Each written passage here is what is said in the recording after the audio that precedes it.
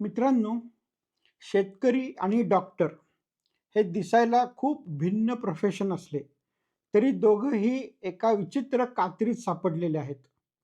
शेतकऱ्यांच्या बाबत म्हटलं तर त्यांची इनपुट कॉस्ट म्हणजे त्यांना जे लागतं ते घेण्यासाठी प्रचंड जास्त पैसे मोजायला लागतात. मग ते कीटकनाशक असेल, तो ट्रॅक्टर असेल किंवा बाकीचं बियाणं असतील.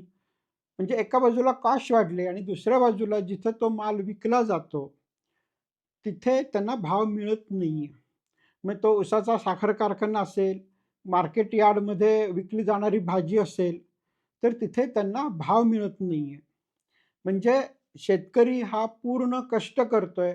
त्याची शेती किंवा जे काही त्याचं भांडवल आहे, ते सगळं तो वापरतोय आणि तरी त्याच्या हातात काहीही शिल्लक राहत नाहीये.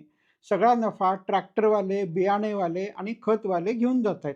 आणि डॉक्टरांचा जर विचार केला, तर बिचारे शिकतात, त्या डिग्र्या मिळवतात.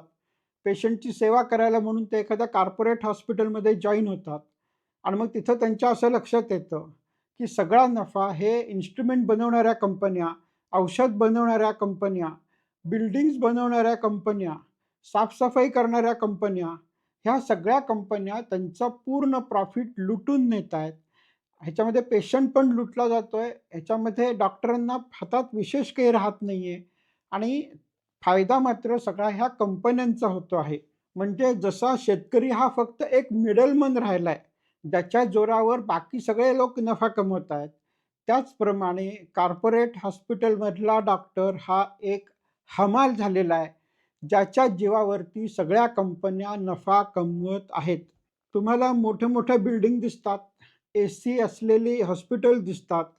परंतु ह्याच्यामध्ये जे काही नफा कमवला जातो, ह्या कॉर्पोरेट्सकडनं कमवला जातो. इक्विपमेंट बनवणाऱ्या कंपन्यांकडनं कमवला जातो.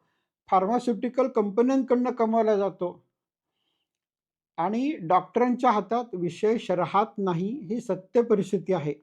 जर एखाद्या पेशंटचं बिल ₹1,00,000 झालं असेल, तर त्यातल्या डॉक्टरांच्या हातामध्ये जेमतेम ₹10,000 पडतात. बाकीचे ₹90,000 हे पूर्ण कंपन्यांकडे गेलेले असतात. त्याच्यामुळे आपण जे काही आजारी पडतोय, त्याच्यावरती किती कंपन्या, किती प्रॉफिट कमवून किती श्रीमंत होत आहेत, ह्याचा तुम्ही विचार करा. डॉक्टर हा तुमच्या समोर असतो, त्याला शिव्या घालणं सोपं असतं, त्याला मारहाण करणं सोपं असतं, त्याच्या काचा फोडणं सोपं असतं. परंतु ह्या कंपन्यांना काहीही फरक पडत नाही. तुम्हाला काय वाटतं? कॉमेंटमध्ये जरूर लिहा.